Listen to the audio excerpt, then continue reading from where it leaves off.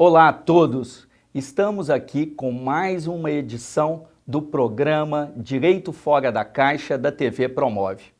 Aproveitamos a realização do 5º Fórum Mineiro de Educação Jurídica para convidar o professor Francisco Aparecido Cordão para estar conosco hoje aqui. Professor, mas e a Unesco quando fala dos 4 pilares da educação para o século XXI? O que o senhor fala a respeito disso? É importante, tem um relatório da Unesco que foi publicado já na década de 90, levantando os pilares básicos sobre o qual se sustenta a educação no século XXI.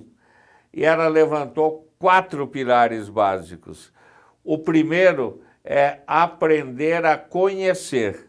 Certo? Quer dizer, as 4 aprendizagens que devem ser garantidas nas escolas, desde o prézinho, ensino fundamental, ensino médio, graduação e pós-graduação. O primeiro é aprender a conhecer.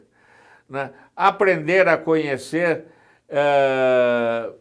envolve todo um esquema de construção de uma competência pessoal para, diante das informações que são cada vez mais democraticamente colocadas à nossa disposição, você não apenas tenha acesso à informação, mas tenha condições de trabalhar essa informação para gerar o seu próprio conhecimento. Por isso que eu insisto, você mobiliza a informação, mas é essencial que você trabalhe sobre essa informação, você integra. Como é que as pessoas aprendem? Para transformar a informação em conhecimento, ele tem que fazer o link da informação nova com uma informação antiga. Sim. Quer dizer, se você não consegue fazer o link, você não constrói a informação, o conhecimento. Você tem informação que entra por um ouvido e sai pelo outro. Certo? Você não conserva para você. Para você conservar, você tem que transformar aquela informação em conhecimento. E como é que você transforma? Primeiro, você tem que se interessar por aquela informação. Certo? Ela tem que ter algum valor para você. Segundo, você tem que ligar aquela informação nova com uma informação antiga e construir um novo conhecimento. Para você fazer essa ligação de uma informação com a outra, você tem que pesquisar para que serve isso, né? Como que eu posso aproveitar, o que isso é útil, como que eu posso manipular essa informação para criar uma ferramenta nova, uma tecnologia, entra as habilidades. Sim. Não basta aprender a conhecer, tem que aprender a conhecer, aprender a fazer. Agora, simplesmente aprender a conhecer e a fazer pode não servir para nada se você não conseguir solidariamente partilhar essa informação, esse novo conhecimento. O conhecimento, se você não partilha, ele não serve para nada. Ele vai para o túmulo junto com você, certo? Você guardou para você, não serve para nada.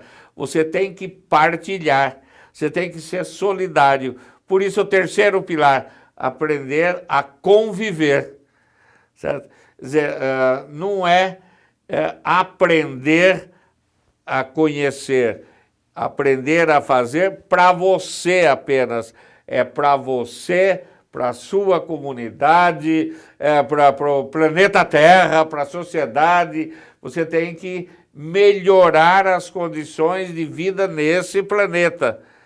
Aí é o quarto pilar, o aprender a ser, com autonomia, com responsabilidade. Então, aí envolve tanto conhecimentos cognitivos, quanto conhecimentos chamados socioemocionais. Para você aprender, antes de ter o acesso ao conhecimento, você precisa querer aprender. Certo? Você precisa querer pesquisar. Por isso que pesquisa é um princípio metodológico essencial na aprendizagem, na perspectiva da Unesco, dos 4 pilares do aprender a conhecer, aprender a fazer, aprender a conviver e aprender a ser. Agora, para fazer isso, na educação, você tem que transformar radicalmente o sistema educacional do século XVII, né, que é um sistema de reunir as pessoas e repassar as informações. As primeiras escolas, né, foram construídas no final da Idade Média, já começo da Idade Moderna, muito mais para tentar juntar no mesmo espaço as pessoas para receberem as informações de maneira mais ordenada e gerar conhecimentos, novas informações, etc. Interessante, se vocês, pouco tempo atrás, eu li vários artigos que me chamaram a atenção, inclusive sobre construções escolares, certo? E se vocês prestarem atenção, as construções escolares dos séculos XVIII, XIX e XX, primeira metade do século XX, né, do século XVIII, século XIX, final do século XVIII, século XIX inteiro e primeira metade do século XX, tem 4 tipos de construções que são quase iguais. Faça essa pesquisa, é interessante. O prédio, sim, escola, hospital, hospício e presídio. Olha, professor. E é muito interessante, sempre que você constrói menos escola, você precisa construir mais presídios. Sempre que você constrói menos hospital, você precisa construir mais hospício. Verdade, verdade. É um negócio muito interessante, algo para ser pesquisado. Ô, professor, ainda. mas me diga uma coisa. Nós estávamos discutindo no 5º Fórum Mineiro de Educação Jurídica as recentes diretrizes curriculares nacionais para os cursos de Direito, que foram publicadas em dezembro. Né? Exato. O que o senhor pensa com relação ao desafio do ensino jurídico frente a essas novas diretrizes, né? Principalmente com relação às metodologias, com relação à formação de professores, com relação às competências e habilidades que elas trazem? Eu acho que até as novas diretrizes do curso de Direito já chegaram tarde, certo? Porque este debate, a rigor, ele começou na LDB de 1996, na versão que foi redigida pelo Darcy Ribeiro, em que ele assumiu como ideia central da educação nacional o que está no artigo 205 da Constituição Federal e que ninguém estava percebendo direito. Certo? Qualquer curso, programa educacional tem que objetivar, tem como finalidade única o pleno desenvolvimento da pessoa seu preparo para a cidadania e sua qualificação para o trabalho. Dentro dessa perspectiva, quando Darcy Ribeiro estava redigindo a versão final da LDB, é interessante que o artigo 13, que na minha opinião, a espinha dorsal da LDB está no artigo 13, 12, 13, 14, especialmente nesses 3 artigos, mas no artigo 13 ele define as incumbências dos docentes. Quando se a sua mãe perguntar para você, Emerson, você faz o que lá na faculdade? Você fala, dou aula. Exatamente. Né? A primeira incumbência do professor, de acordo com o artigo 13, não é da aula. É participar da concepção, elaboração, execução, avaliação do projeto pedagógico da escola. Eu estava no plenário do Senado assistindo a esse debate quando estava votando. Eu trabalhava no Senac de São Paulo e o Senac me liberou para ficar aquela semana inteira em Brasília assistindo a votação da LDB. Não esqueci mais como foi a votação do artigo 13. Quando o senador Darcy Ribeiro, o relator, colocou que essa era a primeira incumbência do professor, um senador, que eu não vou falar o nome dele ainda, porque ele ainda está vivo, mas um senador pega e pergunta, assim, mas o senador Darcy Ribeiro, me desculpe, quando o professor é contratado, o projeto pedagógico já existe. E você coloca aqui, o senhor coloca que a primeira incumbência do professor é participar da concepção do projeto pedagógico. O Darcy Ribeiro responde para ele, nobre senador, obrigado por essa pergunta. É preciso deixar claro o que significa participar. Né? Se eu falo que a primeira incumbência do professor é participar da concepção, elaboração, avaliação do projeto pedagógico, o senhor tem que entender o seguinte, o primeiro nível de participação é o conhecimento. Ele tem que conhecer a proposta pedagógica da escola. Quando ele vai procurar emprego na escola, a primeira coisa é direito e dever dele, falar, qual é a proposta pedagógica dessa escola? Verdade. Se ele discorda, vai procurar outra. Agora, se ele concorda, tem o segundo nível de participação. Ele veste a camisa da escola. Ele compra a proposta pedagógica. Esse é o segundo nível. Certo? Agora, do professor se espera o terceiro nível. Ele não é qualquer funcionário. Ele é um professor. Ele vai ensinar para promover a aprendizagem das crianças, dos adolescentes, dos jovens, dos adultos, dependendo do nível de ensino. Então, ele não vai simplesmente comprar o pacote da proposta pedagógica do estabelecimento.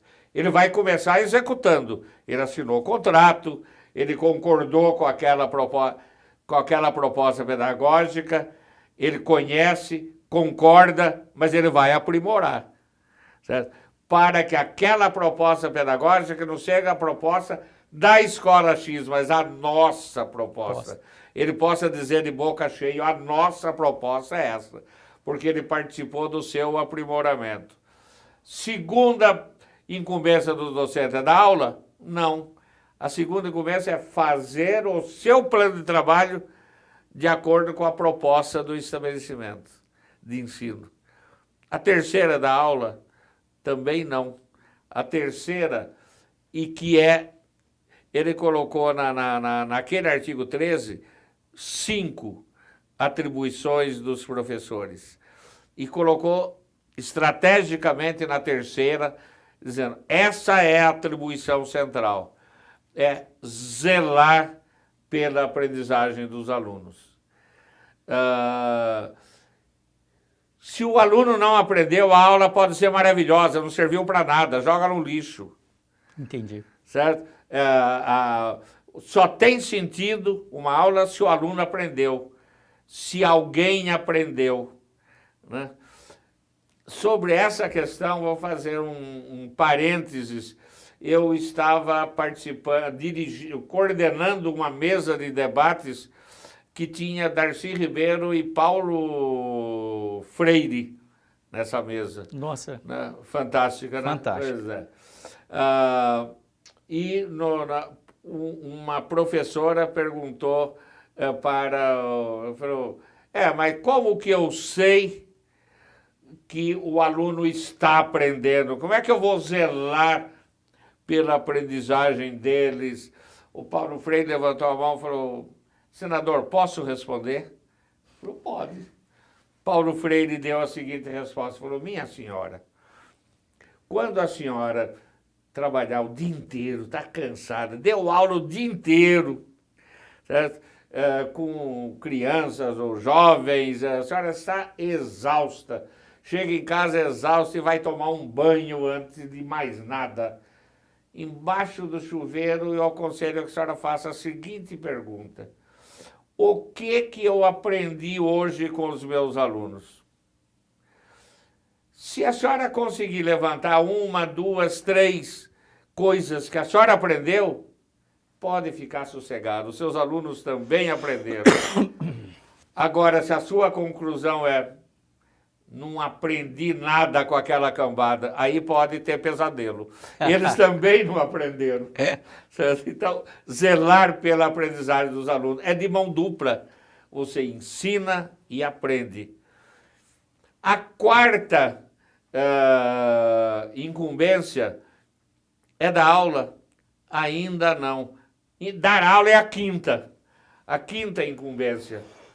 O mesmo relator, o mesmo senador que fez a pergunta na primeira incumbência repetiu, falou, senador, agora me desculpe, né? Porque na quarta ele falou, recuperar os alunos de menor rendimento. E na quinta é da aula.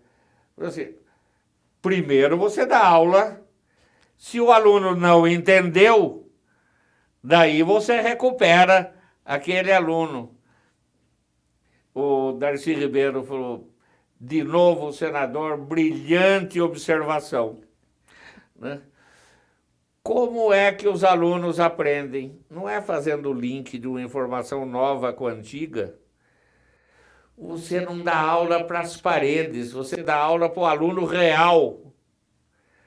Se tem um aluno que não está entendendo nada, porque ele não tem a informação anterior para poder entender aquilo que você está falando, qual é a melhor coisa que ele pode fazer? Eu faria se eu estivesse no lugar dele. Bagunça. Claro. É o jeito de aproveitar meu tempo, não estou entendendo nada. Esse cara está falando grego para mim, não serve para nada isso que ele está falando. Você tem que dar aula para a pessoa real. Então, se os alunos não vão entender a sua matéria, você deve dar um jeito de recuperar esses alunos para que eles entendam. Um outro senador fez a pergunta mais ou menos assim, por aí. Né? Falou, baixar no nível dos alunos? Ele respondeu, não, elevar-se no nível dos alunos. Olha. Certo? É uma outra visão. Quem não está entendendo é você. Ele sabe das coisas. Você que não está considerando nesse momento. É muito importante isso, porque o Arthur da Távola, esse eu estou citando o nome porque ele morreu. O Arthur da Távola falou assim, senador, eu não sabia que ele estava votando uma lei tão boa. Né? Daí, um senador falou assim, mas só que é meio colcha de retalhos. O Darcy Ribeiro falou, exatamente, é uma colcha de retalhos essa lei. O senhor não pensou nisso, o senhor pensou em monte de retalho. Monte de retalho não serve para nada, você joga no lixo. Mas colcha de retalho, aquela que as artesãs fazem, bonita, que a gente coloca na parede para enfeitar a sala, ou para nos agasalhar no frio, é fantástico. Essa LDB pode agasalhar uma grande reforma educacional, desde que os educadores entendam quais são as linhas mestras com as quais essa colcha foi costurada. Entendo. E ele continuou, eu vou dar alguns exemplos. Atividade de ensino subordinada aos resultados de aprendizagem. O objetivo da avaliação não é reprovar o aluno. O objetivo da avaliação é ver o que o aluno aprendeu para servir de alavanca para novas aprendizagens e o que o aluno não aprendeu que tem que ser ensinado de maneira diferente para que ele aprenda. Certo? Esse é o objetivo. E ele fez uma comparação que eu achei magnífica. Até eu coloquei isso uma vez no Conselho Nacional de Educação, no debate sobre desenvolvimento de competências, etc. O médico faz uma série de exames diagnósticos. Para quê? Para ajudar ele a definir o prognóstico. O prognóstico que o médico quer chegar é a cura da doença que o paciente dele está tendo. Sim. O professor faz uma avaliação diagnóstica e como resultado fala, está reprovado. Foi como se o médico falasse assim, a hora que ele falasse assim, você vai morrer. Certo? E não faz o diagnóstico para curar aquela doença para que ele viva. O objetivo do médico é preservar a saúde, é cultivar a saúde. O objetivo do professor é preservar o desenvolvimento da aprendizagem, é fazer com que ele aprenda a aprender. Ao aprender, ele aprenda a aprender para continuar aprendendo ao longo da vida. Porque nesse século XXI, ele precisa estar continuamente aprendendo, porque se ele parar, o advogado que terminar o seu curso, pegar, colocar no anel, o anel no dedo e falar assim, eu sou advogado, diplomado, de agora em diante eu posso ser chamado de doutor, olha aqui o meu anel. Daqui a 3 anos ele está desatualizado, não serve para nada. Exatamente. Se não der 3, 5, 10 no máximo, ele está fora do mercado. Certo? Ele está excluído. Se ele, ao aprender, ele não aprendeu a aprender para continuar aprendendo. Isso que é essencial. Certo? A gente definiu isso no Conselho Nacional de Educação como diretrizes para a educação básica, ensino fundamental, ensino médio, educação profissional. Você participou de vários debates sobre as diretrizes para a educação profissional. Para a educação superior, a primeira vez que se discutiu com maior profundidade a questão de desenvolvimento de competências foi nos anos de 2001, 2002. Estava bom, no começo do século, certo? A reestruturação do curso de Direito aconteceu em 2018. Mas esse debate vem ocorrendo desde 96, certo? Por isso que eu disse, demorou, mas chegou. Que bom. Certo? E é importante que as escolas de direito assumam essa orientação. Ela é a melhor? Com certeza não. Mas é a melhor que se conseguiu fazer nesse momento. E que tem que ser aprimorado. Mas para ser aprimorado, é a mesma orientação do Darcy Ribeiro lá na LDB. Primeiro, você precisa conhecer. Segundo, você precisa estar disposto a executar. Terceiro, como você é professor, como você é intelectual, como você entende do assunto, você vai melhorar isso. Perfeitamente. Ô professor, isso traz uma série de desafios para a escola, para os professores. O que o senhor poderia deixar aqui de conselho para os docentes, para os professores de direito, porque eu vejo, e aqui está o motivo do nome do programa, Direito Fora da Caixa, é porque nós queremos trazer outras perspectivas, novas perspectivas, não só para o entendimento do direito, mas também para o ensino jurídico. O que o senhor poderia nos dizer? Primeiro, não basta que os seus alunos, os seus educandos, assistam às aulas, a sala de aula tem que mudar a própria configuração, deixar de ser auditório da informação, porque tem outros auditórios mais interessantes na internet, na televisão, etc., deixar de ser auditório da informação e passar a ser laboratório de aprendizagem. Tudo aquilo que for tratado em sala de aula tem que ser tratado nessa perspectiva de laboratório de aprendizagem. Os alunos serem estimulados a fazer essa conexão, certo? A estimular essa conexão. O computador é tanto mais poderoso quanto mais conexões ele consegue fazer. E o computador é uma imagem, foi inventado a partir do quê? Das conexões humanas. E a gente pensa que ele é mais inteligente que a gente. Não é.